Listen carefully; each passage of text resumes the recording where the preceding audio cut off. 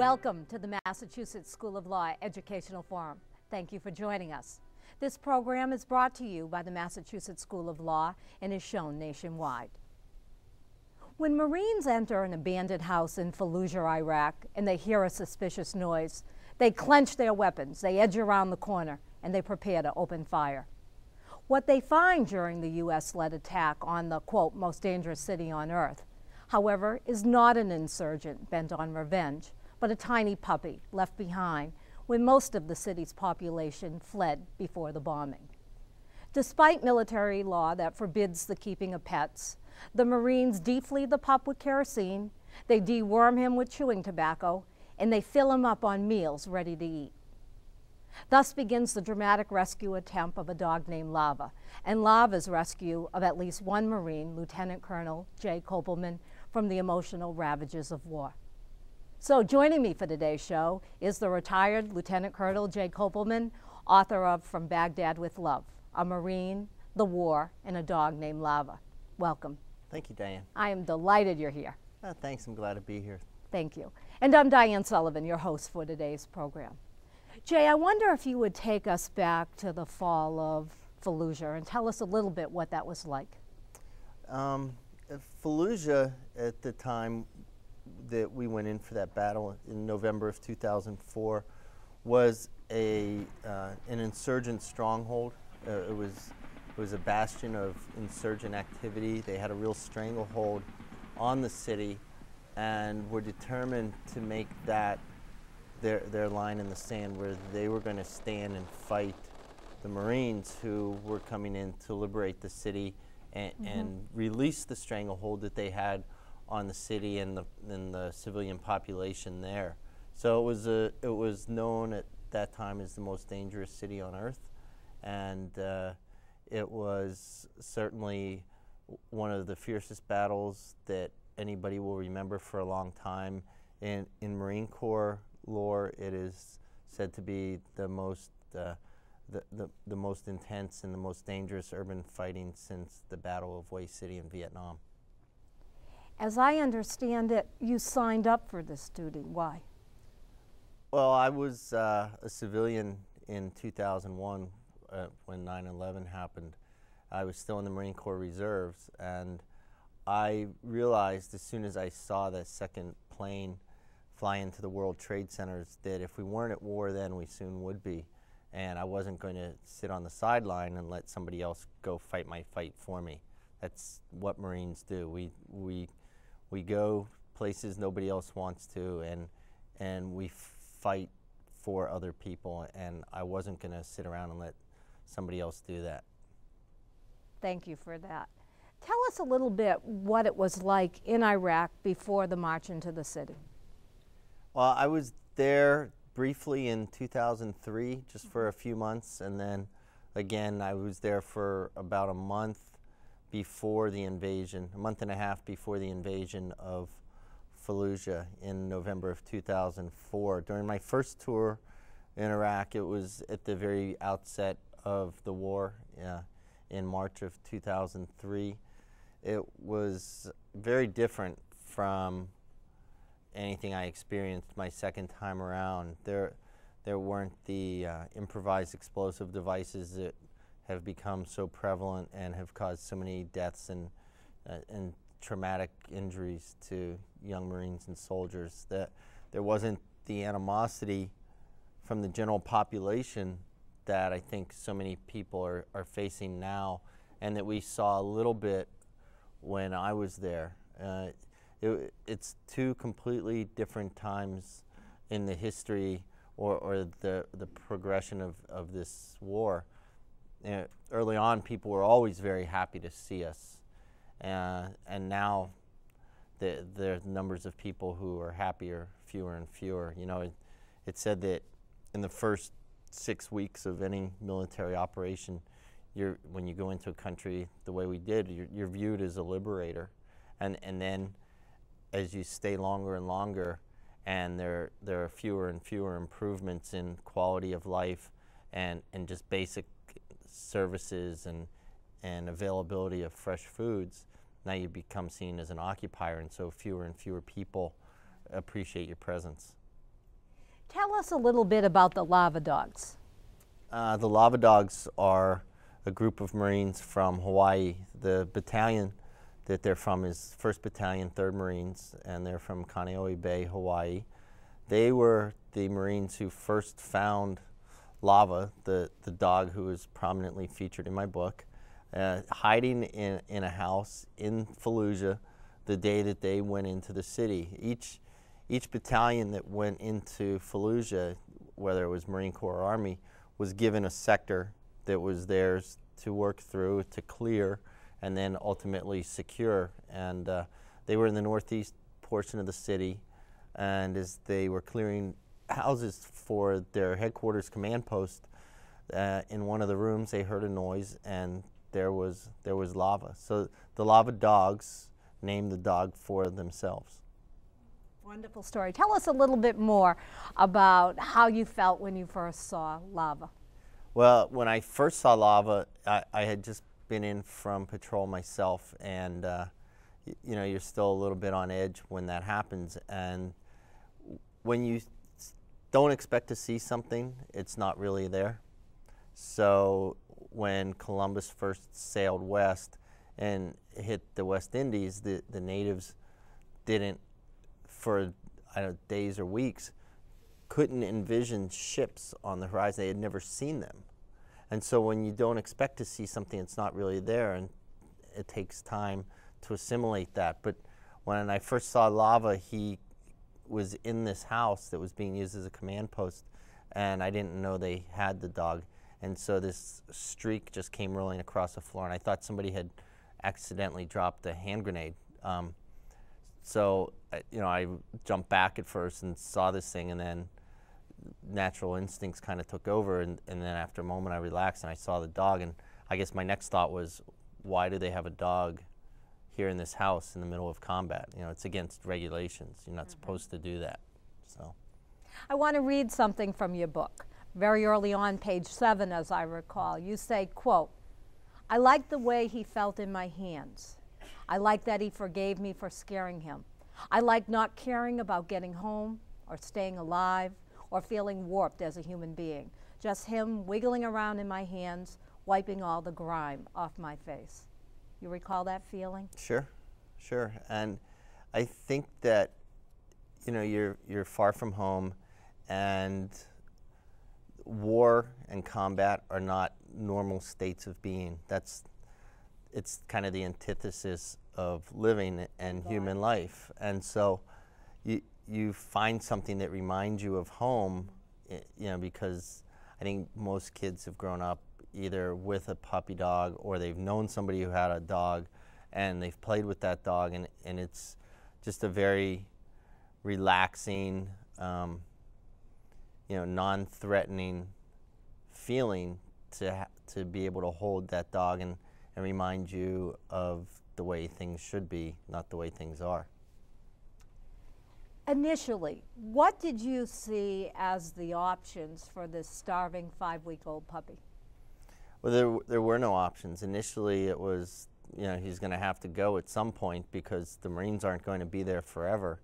And, you know, he could become a distraction. What were his chances of survival anyway? He couldn't be in good health. You know, he'd been on his own for who knows how long. He certainly was covered with fleas. He had worms. I mean, the dog was weaned far too early from his mother. So what options were there? Probably the best thing would have been to destroy him humanely and not look back. But you didn't do that. No, nobody did that. Nobody wanted to. Certainly the Marines who found him, when I approached them about it, I said, well, what do you think is going to happen? What do you want to have happen with this dog that you're harboring in your command post? They said they wanted him to go live with them in Hawaii, but that wasn't an option either. Number one, the quarantine regulations in Hawaii are just far too strict to try to get a dog from Iraq there. And then they had come to Iraq on a ship from Okinawa, so they would have to take the dog home to Okinawa first on a ship and then fly back to their base in Hawaii. And it was it really wasn't a very good likelihood that any of that would take place. You describe in your book the Marines as well-oiled machines of war that are trained to kill. Then tell me why they didn't kill this puppy. Well, puppy hadn't done anything to them, and I think that they became attached to him. They decided, they recognized, as I did, that this is a symbol of something normal, and it gives you that sense of home that doesn't come in an email and doesn't come in a care package, but here's a living, breathing, tangible thing that provides them feelings of security that they couldn't find somewhere else. Right. What was it like patrolling the streets at this point? Initially, it could get to be pretty humorous. The Iraqi soldiers that I had taken into the city had maybe a week's worth of training. Most of them had never been in the military before, so they didn't understand what to do or how to do it. Everything with them was kind of make it up as you go along and try to teach them as things were happening. So a lot of it was very reactive. I say humorous. One of the Marines that I was with referred to it as taking Miss Moffat's third grade class on a field trip, because they were just kind of incredulous and didn't get what was really happening. You know, the ones who stuck around at least didn't understand that around any corner was a sniper waiting to kill them. And so it was dangerous, of course, but there were moments of comic relief during the whole thing. And you were brought in specifically to help train these people.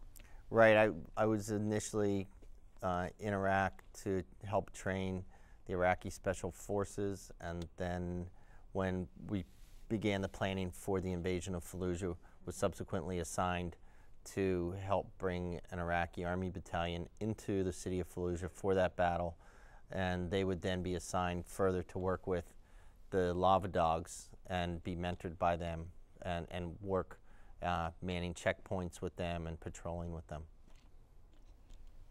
Is that, or was that realistic, do you think, at the time? Oh, absolutely it was, because that was, it was realistic, I guess, on a number of levels. First of all, we had to teach them. They had to begin to learn to be responsible for their own sovereignty and their own security. But it also, I guess the term that was used frequently, and then our commanding general said we're not going to use it anymore, was put an Iraqi face on the operations that we were conducting, that we didn't want it to appear that it was just an American fight, but that it truly was a coalition fight, which it was. And it's important that the Iraqis participated in this, especially in this battle, because of how much media attention it had, and because of how important it was symbolically that we get rid of the insurgents in Fallujah and take it back for the people. So it was critical that the Iraqis play an important part in winning this battle, and that they often, as often as possible, take the lead in some of the operations. Now, you said a few moments ago that the other guys were thinking that lava would end up back in Hawaii with them. What were you thinking? I was thinking it wouldn't happen. I just couldn't see that. I knew that the quarantine regulations were very, very strict in Hawaii. Minimum 6 months. If you bring a dog from Massachusetts to Hawaii, that dog is going to sit in quarantine for 6 months. I just couldn't see Hawaiian authorities, if they got that far, even letting a dog off the airplane in Hawaii. So I just didn't feel that that was an option for them. But I finally said, look, you're not going to get the dog to Hawaii, but I promise that I will find a way to get the dog to the United States, where he'll live a safe life and he'll be happy. And I had no idea at that point how to do that, but now I've made my promise and I better keep it. Did you have, I guess perhaps you've answered the question, but hindsight being as it is, did you think it would be as difficult as it was when you made that promise? I think if I had thought about that, I wouldn't have said that. So I would say no, that I didn't think it would be as difficult as it was. But, you know, I opened my mouth and inserted my foot, so now I better bite off and chew before, before I can't keep my promise. And so in part, your decision to rescue Lava was honoring your commitment to the guys you were with. Oh, that was a huge part of it. It's incumbent as an officer in the Marine Corps, as a leader, especially in combat, that you keep your word. We take great pride in the Marine Corps of leading from the front. So your troops eat before you do, they sleep before you do, they get the best equipment before you do. Everything is about them, and it's about setting the example. And if you can't do that, if I couldn't keep my promise to these kids about getting their dog home and making sure that he had a place to live, then you can't expect that they will trust you with their lives when the bullets start flying. So it was all important to me that I keep my word on that. Because you bring up having the troops sleep before you sleep, take us back to Lava. You didn't want him to sleep with you in the beginning. No, well, Lava initially slept on the roof of the house. Nobody wanted this dog in the house because he wasn't housebroken yet, and it's cramped quarters. Ultimately, though, when the weather started to turn about mid-November, it started to rain quite a bit. It was really cold, and so we brought him in the house, and then I had a box that I put him in. He started sleeping in that. I threw a fleece pullover in there, and he slept in there. But I woke up one morning and I couldn't get comfortable in my sleeping bag, and when I realized what it was Lava had somehow crawled in my sleeping bag that night and was down at the foot of the bag, and I couldn't move, and I guess that was the start of it. I was going to say, and that was it, wasn't it, Jay? Yeah, pretty much. Well, at this point, we need to take a break, and we'll be right back, so please stay tuned. We'll be right back with you.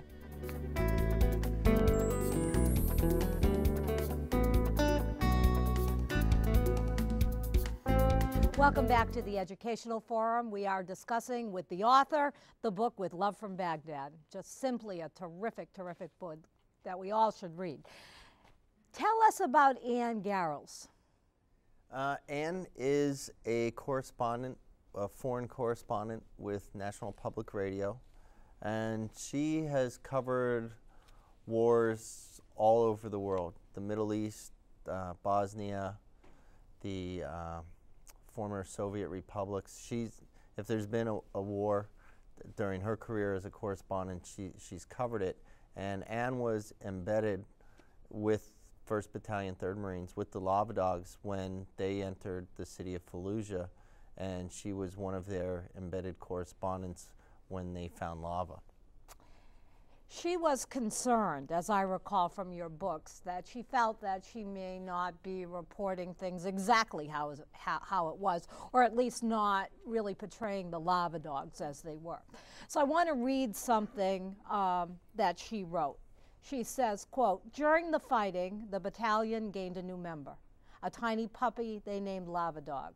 Though filthy themselves, they've lovingly washed him down to get rid of the sand fleas. He sleeps nestled in a Marine poncho." Yeah, that was part of one of Ann's reports from Fallujah. She used to, she had this whole setup with computer and phone and the whole deal that she could call the producers back at NPR, and she would write her story, and then in the middle of the night, she would have to call her story in so that they could then broadcast it on NPR, the next morning here in the United States.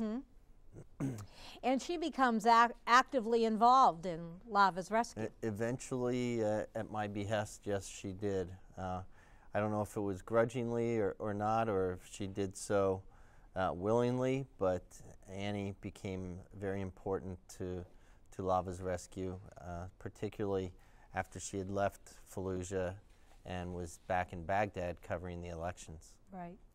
At one point in the book, you discuss what's going on in Iraq, and you really compare the insurgents to, quote, a freakish version of a video game. What did you mean by that?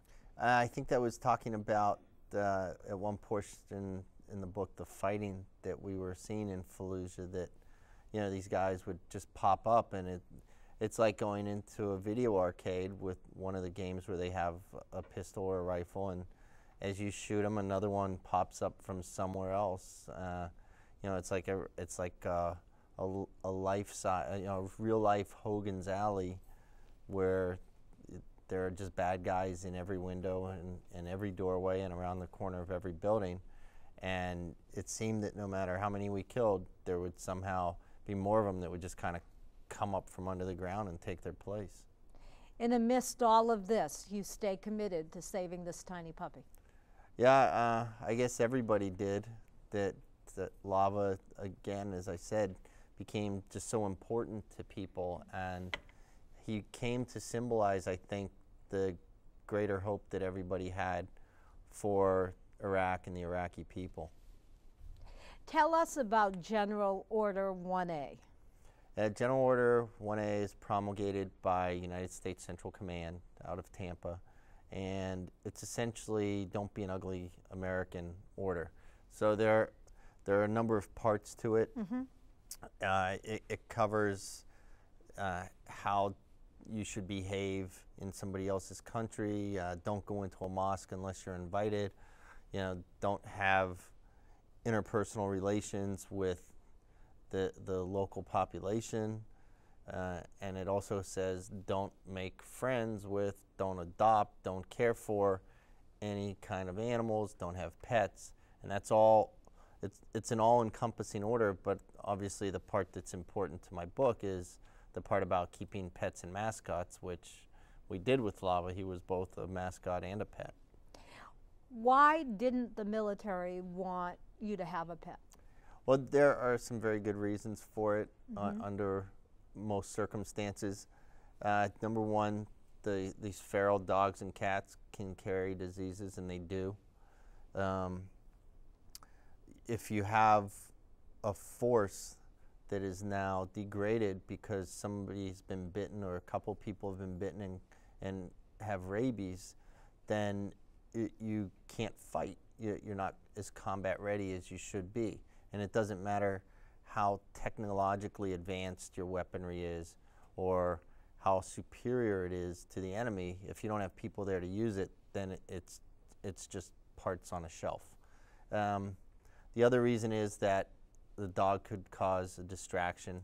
It could cause somebody to be thinking about the dog when they should be thinking about what's happening around them.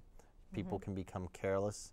And in some circumstances, the dog could potentially give away your position at a very inopportune time, which again could result in lost lives. So there are some good reasons under most circumstances not to have these animals around. They were also, in many cases, dangerous. There were starving animals all through Fallujah when we invaded. People had left long before we came in, left animals in the streets. In Arab culture, dogs aren't typically kept as house pets the way they are in the West anyway. So you've got a number of wild dogs roaming the streets, and as we were killing insurgents, the dogs were using them as a food source. So, you know, it's a pretty disturbing thing, whether or not somebody's been shooting at you, that after you've killed them, to see an animal now using that person as its sustenance. What were the good reasons for keeping Lava? As I said, he gave the Marines that sense of home that they couldn't get anywhere else. And I think that ultimately he gave everybody, you know, a reason to get through the day, to make it back one more day, to care for him, and to make sure that he was safe. You know, that's one thing that we're really all about, is when you enter combat, you don't think about yourself. You don't worry about living or dying. you worry about doing the right thing for that guy on the left and the guy on the right, that they depend on you more than you depend on yourself. And so now you're thinking about doing the right thing for the guy on the left, the right, and the dog waiting back in the barracks. Right, yeah, no, so it's not that you really consciously are aware of him back there during a patrol or in the middle of combat, but when you get back at the end of the day, now you've got this animal that needs help, needs your attention, and so you want to make sure you're there to give that to him. You say somewhere in your book that despite the bombs, the terrible situation, you personally felt like you belonged there?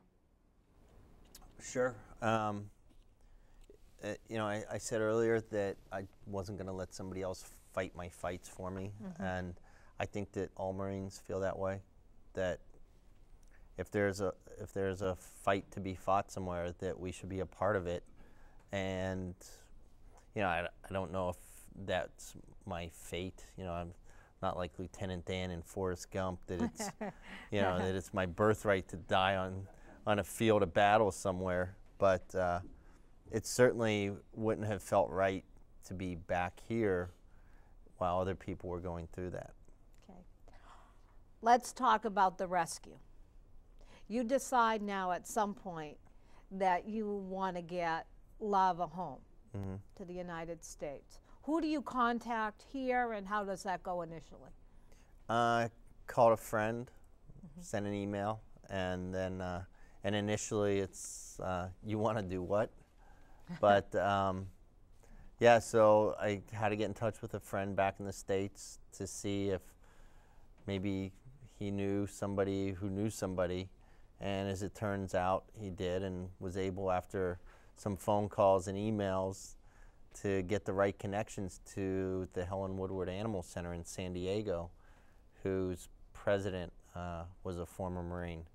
And when he heard about this from the founder's grandson, who's the chairman of the board, he said, well, we're going to do this, and we're going to help get the dog back, and gave the mission to his director of public relations to start making some phone calls and finding out what needed to be done to get Lava to the U.S.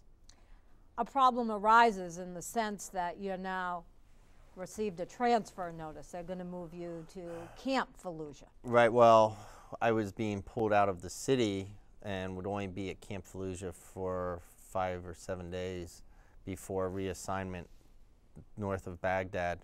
And so I took Lava with me, took him back to the base, because I figured nothing was going to happen for him in the city. He needed to be at least somewhere near me, and decided at that point I needed to find a way to get him back to the States, because I was leaving. I was going to be gone within the week for at least 6 weeks, and wouldn't be able to take care of him. I couldn't take him with me where I was going, and I had to find a way to have him cared for, and potentially, you know, if the moment came, that they could get him where he needed to go so that he could come to the U.S. So, who takes on the job of taking care of Lava? Well, at first the Lava dogs had him for a couple days, and then when it was decided that he couldn't stay there any longer, I took him to a group of Marines who were responsible for guarding our commanding general. They were his personal security detail, and they had their own building that they lived in. Behind that building was an open area where they parked their Humvees, and they said they would take him. I had served with some of those Marines 10 years previously, and I figured that if one of those Marines had been, you know, if I could trust him with my life, he was my team parachute rigger at one point. I figured if I could trust everybody with Rob's life there, then I could certainly trust these guys to take care of a puppy for a little bit. Are you worried every moment that the wrong person's going to discover Lava and shoot him? You know, you think about it, and I think you become kind of resolved that that's a very real possibility, because it was against regulations to have pets. These guys, I don't know how they kept everybody away, but ultimately they were able to do it, and they took care of Lava for 2 months, I think. They kept him with them in Fallujah at this base. I made 1 or 2 trips back there where I was able to see him while I was away, and then again right before I was reassigned to the Syrian border. But otherwise, it was all on these guys. We would send emails back and forth when I was at different postings, but otherwise, it was in their hands. Lava's fate was in their hands, and it was up to them to take care of him. And Lava is no longer a 5-week-old puppy that fits in your hand. He's growing and into mischief and all the rest. Right. By the time they got rid of him, he was 4 months old and 20-something pound dog already. So it wasn't like they could easily hide him the way I did initially, carrying him in a backpack. So. Yeah. Now you decide that it's time to get Lava into Baghdad's green zone. And some say, as bad as Fallujah is, trying to cross over into the green zone into Baghdad is even worse. Well, it's just difficult. There's a lot of security, so getting into that part of Baghdad is very difficult. If you're military and in military vehicles, it's you have your special lane that you get to go in, but anybody else either has to walk through a checkpoint or drive through, and it can be very, very difficult if you don't have the right credentials. The problem for Lava was that ultimately there was beginning to be a lot of pressure to put down dogs and cats, and the military had contracted with companies to do just that on the bases. So he had to go. They had to do something with him. And we had mentioned Ann Garrels earlier. She was back in Baghdad covering the elections in January of 2005 and wasn't going to be there for long, only a month. So the timing had to be right. Ultimately, the Marines who had Lava on one of their missions to escort a supply convoy back to Fallujah from Baghdad, they were able to take him to Baghdad to give him to Ann, but the problem was coordinating a link up because she was living in the red zone and couldn't get into the green zone very easily, but they couldn't really go running around into the red zone because that was known bad guy territory. So they had to kind of coordinate this whole thing on cell phones, and I think it was just pure luck that they were able to finally meet up the way they did, and it was all very frantic and hectic, and it was essentially the Marines walking out and carrying this puppy to hand her. They called Lava all kinds of names when he lived with them because he destroyed things and he pooped and peed on things that he shouldn't have. But I think it was tough for them to ultimately give him up, but it was kind of like, here, you take it. It was kind of a hot potato thing, and they tossed him to her, and then she's stuck trying to get back out of the green zone with this dog, and and he caused a big commotion, I guess, and it wasn't a quiet operation, that's for sure. You cried when you heard that he got to Baghdad. Did I? Yes. Oh. Your book says you cried when you heard that. Yeah, you don't want to See, it got you to read it, though, okay. right? Too macho to cry, but Got I'm you to telling read you, it. it was very touching. We have to take a second break, so we'll have to come back and hear the rest of the story momentarily. Please Thanks. stay tuned. In Baghdad. Now, how long does he stay there with her? Well, with Annie, he was there for a month because she was leaving. She was being sent on another assignment and getting a break to come back to the U.S., I think, before heading back to Baghdad yet again. And the book is From Baghdad with Love, not With Love from Baghdad. Oh, yes. Well, So let's make sure we have that clear. Otherwise, Okay. people won't be able to find it on Amazon. And that would be a shame. Right. Okay. Right. Got to keep Lava in dog biscuits. Yes. But he lived there for about 2 months total, I guess, before they finally worked up the plan to get him to the U.S. So he was with Ann for about a month before she left, and then she entrusted his care to other people from NPR. There was another correspondent who came in, and then there was a producer who came through and was the last NPR person who was really responsible for Lava. But the whole time he was there, there was a gentleman who works still for NPR and to whom my book is dedicated, who I refer to as Sam in the dedication of my book, who was the house manager really for these folks from NPR, and he has a family who live in Baghdad, and his mother actually lives in Los Angeles. But Sam didn't like dogs. He was afraid of dogs. You know, he thought Lava was just this disgusting beast that he didn't want to have anything to do with. And Lava can be a disgusting beast at times. There's no doubt about it. But what happened was that when Ann would go out to report, Sam was stuck in the house with Lava, and he couldn't stand that. Wouldn't have anything to do with him until one day, I guess, he just turned. You know, his whole attitude about Lava changed. And when Ann came back from working, you know, Sam was kicking a soccer ball around, and Lava was chasing it and rolling around with his nose and his front paws, and they became very fast friends, I guess. You know, they became very close, and he ultimately risked his life finding food and biscuits for Lava in Baghdad, and then he was the one who ultimately found for Lava an international puppy passport written in Arabic and English with a small passport type photo of Lava stapled to it that would be needed for Lava to leave Baghdad, fly to Jordan, and then fly to the United States. You and Ann decide at one point that you want to get Lava across the Syrian border, but you end up saying, well, Jordanian is the way to go. That doesn't work out. Tell us about that. Yeah, I guess the initial plan was we were going to try to get him to Kuwait for this organization, Military Mascots, to then crate him and fly him back to the U.S. But because Iraqis can't go to Kuwait and Kuwaitis can't come to Iraq, there was no way to affect that transfer. So we came up with the idea. I guess Ann knew somebody in Jordan, in Amman, who had said, well, if you get Lava here, we'll get him to the United States for you. The problem was that Jordan had set up a crackdown on allowing animals in because there had been a bad rabies outbreak. Lava couldn't go that way. We tried it. We thought with enough money, anything can be done in the Middle East, and if you grease the right palms.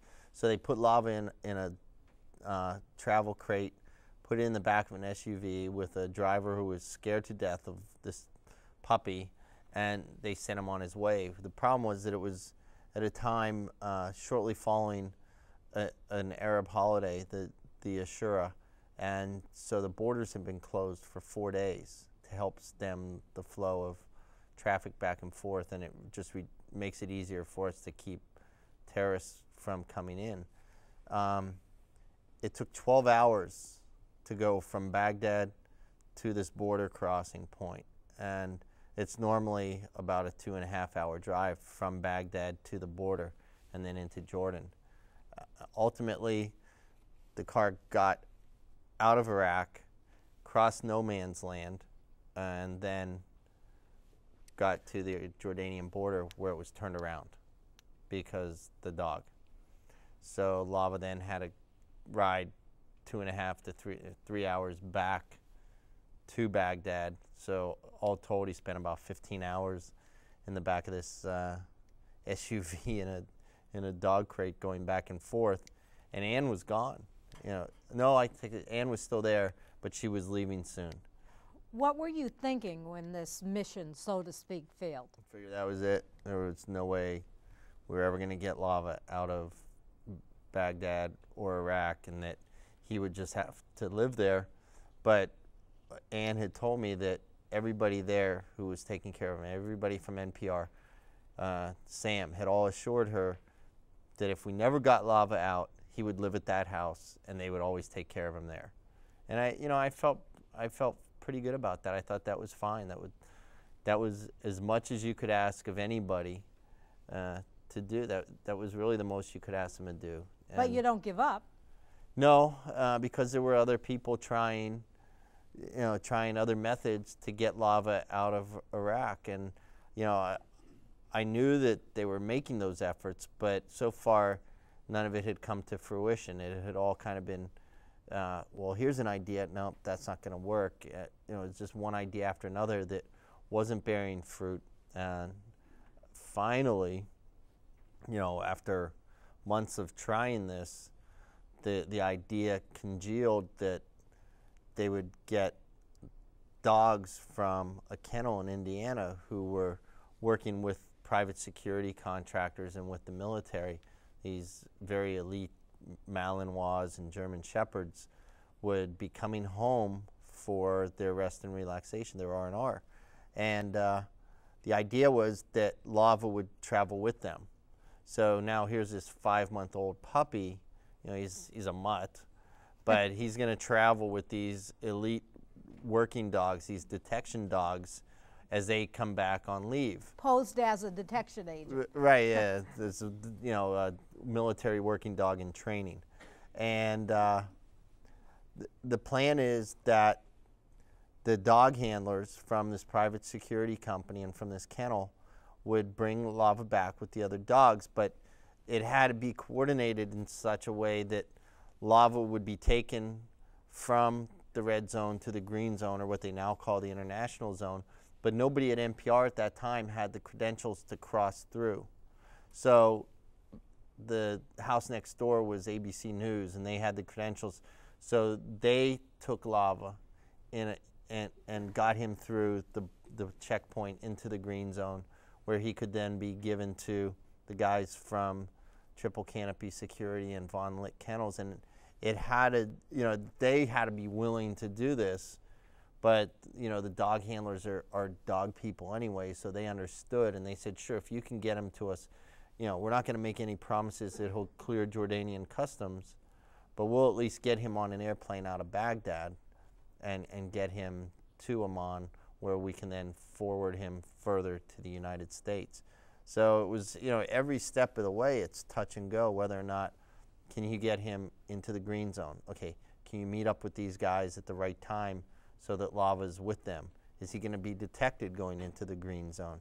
Now they've got to drive to the airport on IED Alley, where all the improvised explosive devices are set.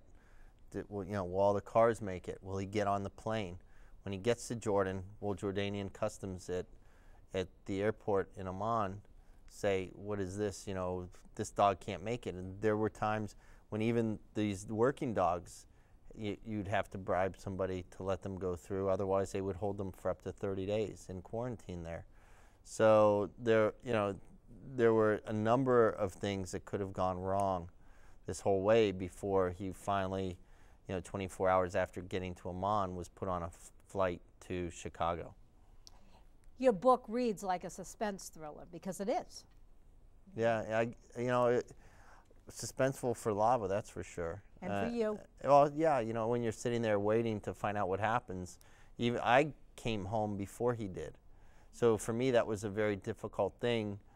We don't leave anyone behind, and here I had to leave Lava behind.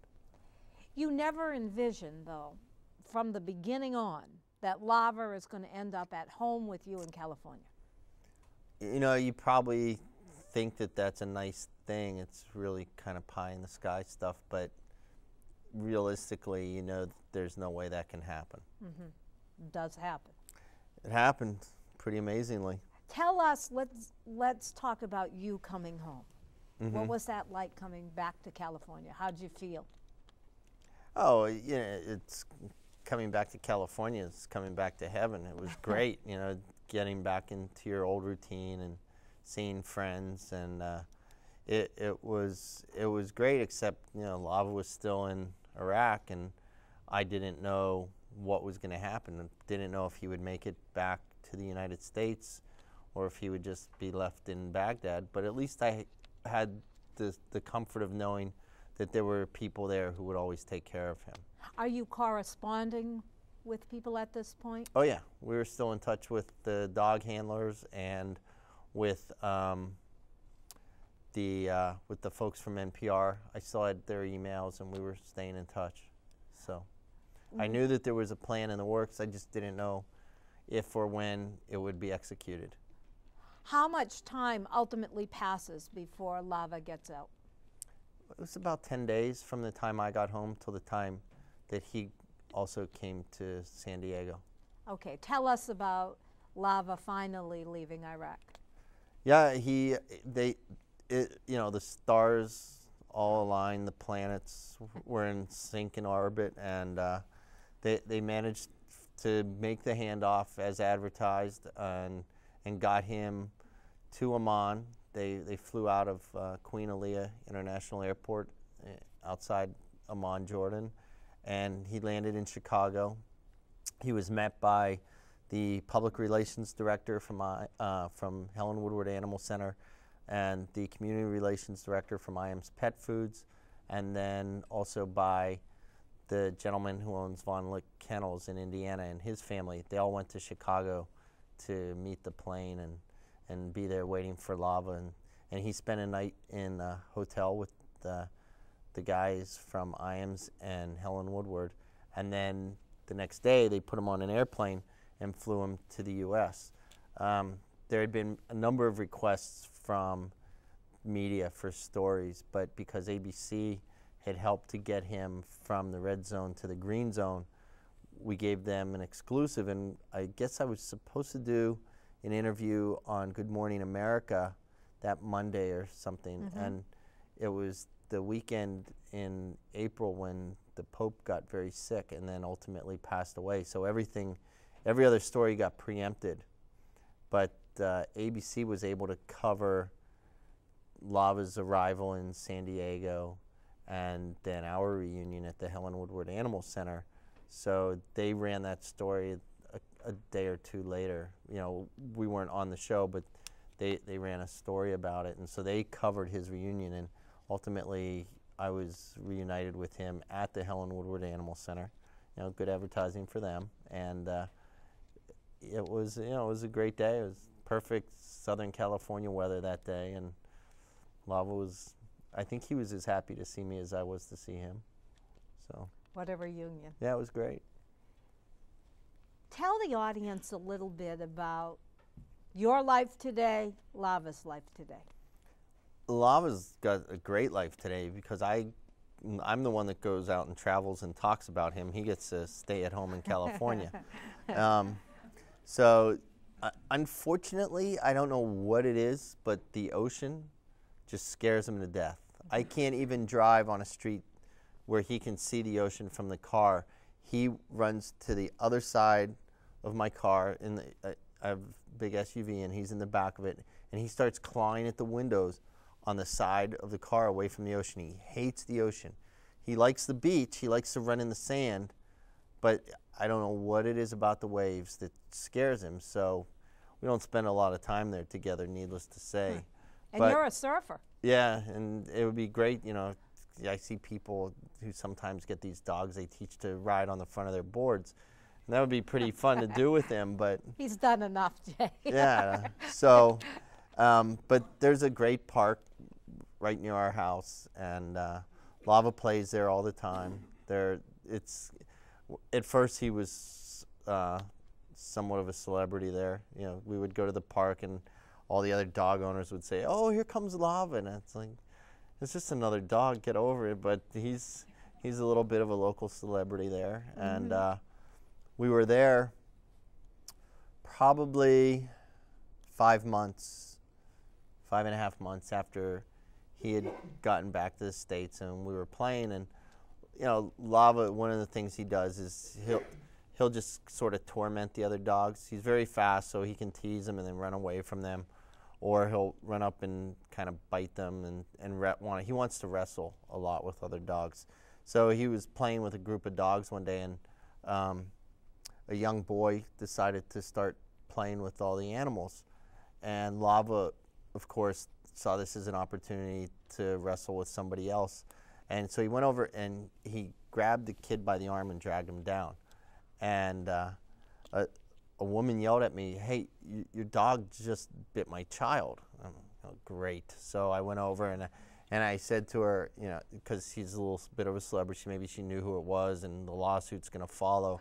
So I was really concerned, and I asked her right away. I said, "Well, does your son have any diseases I should be worried about?" And so, yeah, I'm good with the pickup lines. and we're married now and have a son of our own, and so, yeah.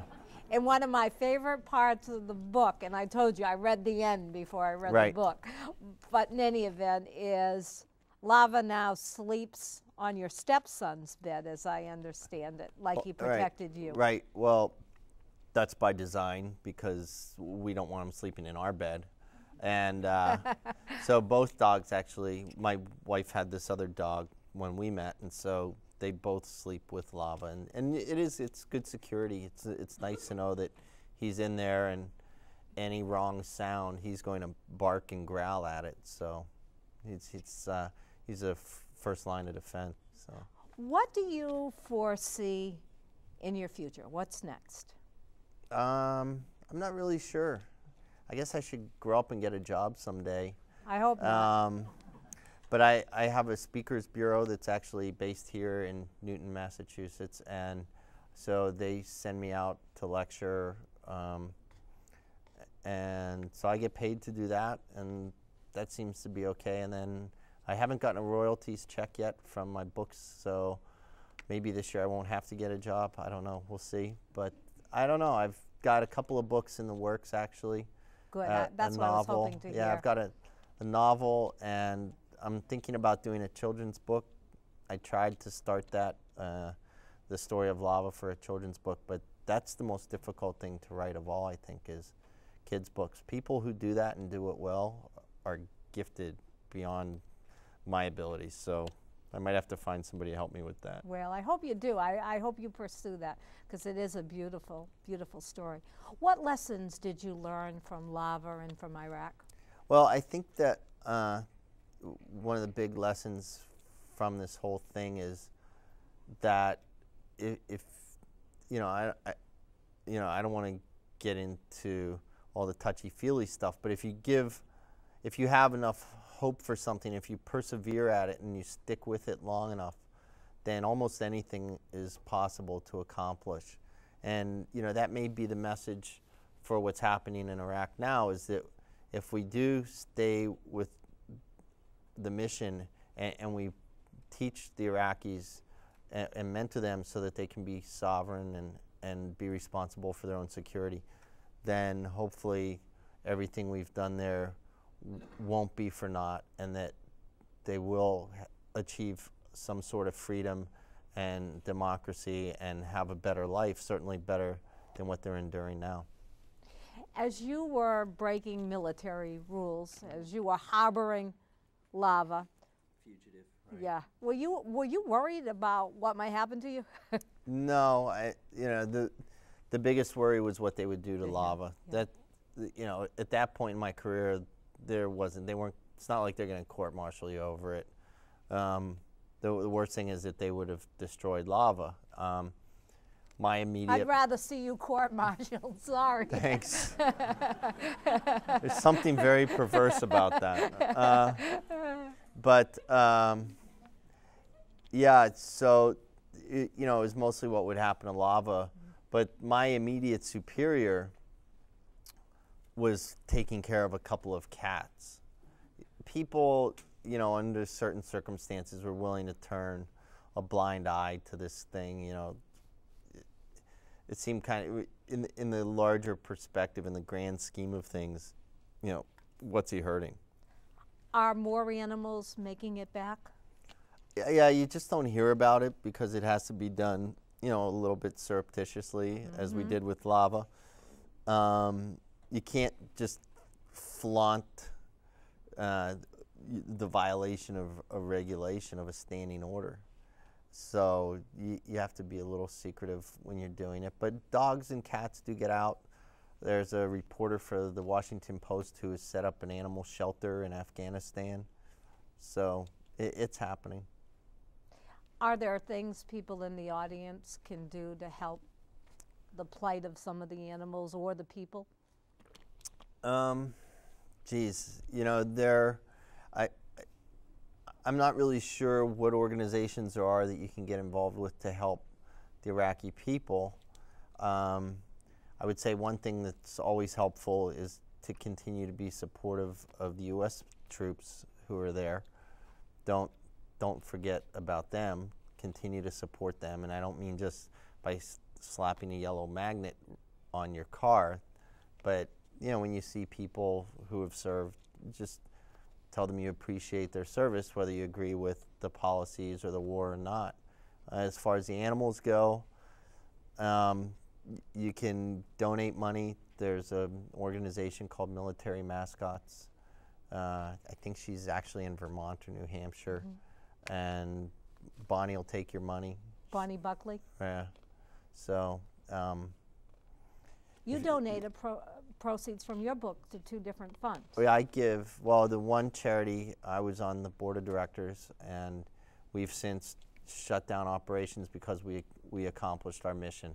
The charity was called the Enduring Freedom Killed in Action Fund, and the aim of the organization was to provide money to families of military members who were killed in action, but whose benefits had somehow been misdirected, or the people who really need it weren't getting it. For example, if a young Marine was married and then divorced but had children with the first wife and then maybe remarried, he had left the money to the second wife, and now his kids wouldn't get the money they were entitled to. Or it would go to his parents if he wasn't remarried, and now the children from the first marriage weren't getting them. So we would raise funds for those people.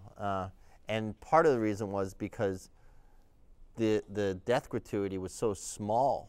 The life insurance, it was you know only $150,000, I think, and then Congress passed a law to raise that to $400,000. And part of what our group did was lobby Congress to have the limits raised, so that the life insurance would now pay up to $400,000. Thank you for that. Yeah. So once that goal was achieved, you know, and we were just left with some money, we started going back and looking at people we had given money to previously who might need more, and I think that's what they're doing. They're in the final stages of dispersing that money. But the other organization is called Freedom Is Not Free, and they're almost like a clearinghouse for other charities that help the military and their families, and they're based in San Diego. We're out of time. I'm so sorry, but for Great. everything that you've done, I thank you for all you'll continue to do. Best of luck. Thanks, thank you Diane. so much for joining us. Yeah, thank you for having me Our today. viewing audience, thank you and be well.